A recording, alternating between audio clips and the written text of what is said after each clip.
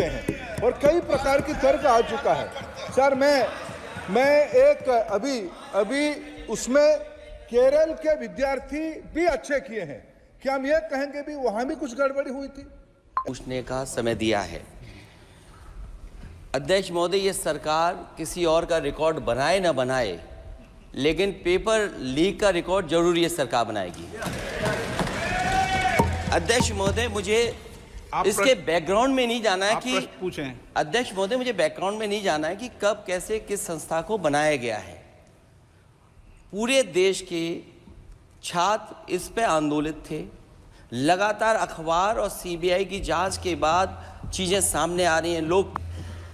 मैं अध्यक्ष महोदय आपके माध्यम से पूछना चाहता हूं मंत्री जी से, क्या सेंटर वाइज जिन बच्चों को सबसे ज़्यादा नंबर मिले हैं, क्या उसकी सूची जारी करेंगे?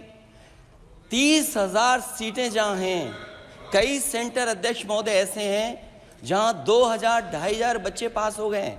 सरकारी सीटें 30,000 हैं, कई सेंटर में 2,000 से ज़्यादा पास हो गए। कई प्रदेश के ऐसी जगह है जहां पर कुछ सेंटर से 600 से 650 से ज़्यादा सबसे ज़्यादा नंबर हैं। और अगर वो संस्था इतनी क्रेडिबल थी तो अध्यक्ष महोदय जिन सेंटर्स पे ये परीक्षा हुई उन सेंटर्स का इंफ्रास्ट्रक्चर क्या था? क्या मंत्री जी ने जानकारी की थी इस बात की?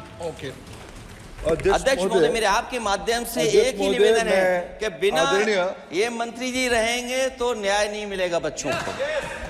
अध्यक्ष महोदय, आदरणीय अखिलेश जी की प्रश्न का मैं विनम्रता से उत्तर देना चाहूँगा कि अभी सुप्रीम कोर्ट में जो चल रहा है केस, सुप्रीम कोर्ट ने ऑर्डर दिया पूरा विद्यार्थियों की सूची को वेबसाइट में उपलब्ध करा दो।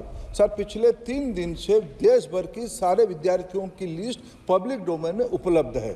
ये सारा चीज खुले पे है और कई प्रकार की तर्क आ चुका है। सर, मैं एक अभी उसमें केरल के विद्यार्थी भी अच्छे किए हैं, क्या हम ये कहेंगे भी वहां भी कुछ गड़बड़ी हुई थी?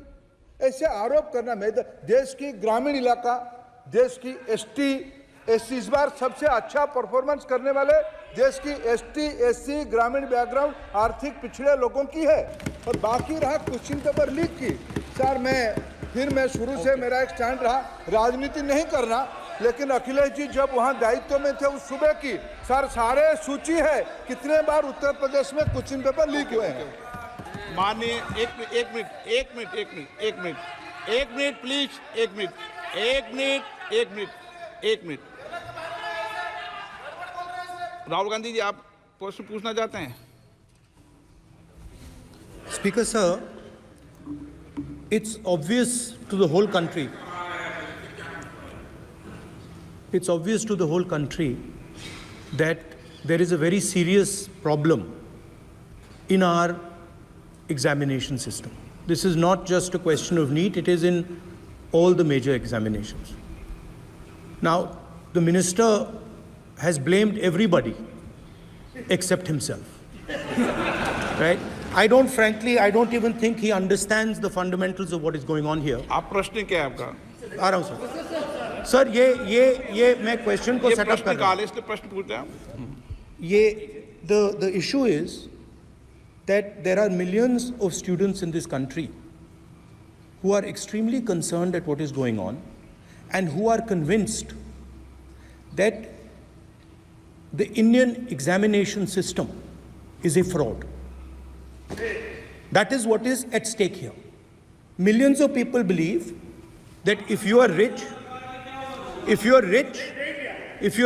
and if you have money, you can buy the Indian examination system. And by the way, and this is the same feeling that the people in the opposition have.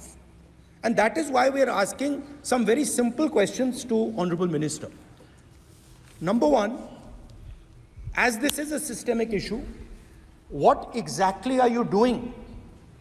That's the first question. Okay, question में चल रहा है अभी। Please. अब मैं मंत्री जी, मैं एक बार बोल दूं इस बात पे? चलो मंत्री जी, आप शॉर्ट में जवाब दो, फिर मैं बोल ही देता हूं। आज आप शॉर्ट में जवाब देना। अध्यक्ष महोदय, मेरे जो शिक्षा है, मेरे जो संस्कार है, मेरे जो सामाजिक जीवन है, मेरे को मेरे राज्य की, मेरे सूबे की जनता की स्वीकृति मिली है। मैं किसी की, मेरे बौद्धिक और मेरे संस्कार की सर्टिफिकेट मेरे को सारी सदन में किसी से नहीं चाहिए। देश की प्रजातंत्र में चुन के मेरे नेता प्रधानमंत्री मोदी जी को प्रधानमंत्री की भूमिका दिया है। मैं उनकी निर्णय से यहाँ उत्तर दे रहा हूँ सदन को। बाकी ये कहना चिल्लाने से सच झूठ नहीं हो जाएगा साहब। देश की अभी की एग्जामिनेशन सिस्टम रबिश है सर। इससे दुर्भाग्यजनक बयान देश की नेता प्रतिपक्ष का कुछ नहीं हो सकता है सर। मैं कठोर शब्द से उसको निंदा करता हूं। बाकी रहा, मैं सर आपके सामने, आपके माध्यम से देश के सामने सर एक तथ्य रखता हूं सर। जिन्होंने रिमोट से सरकारें चलाई है, 2010 में 3 बिल आया था सर शिक्षा सुधार के लिए। उन्हीं की पार्टी के नेता आदरणीय कपिल सिब्बल साहब 3 बिल लाए थे।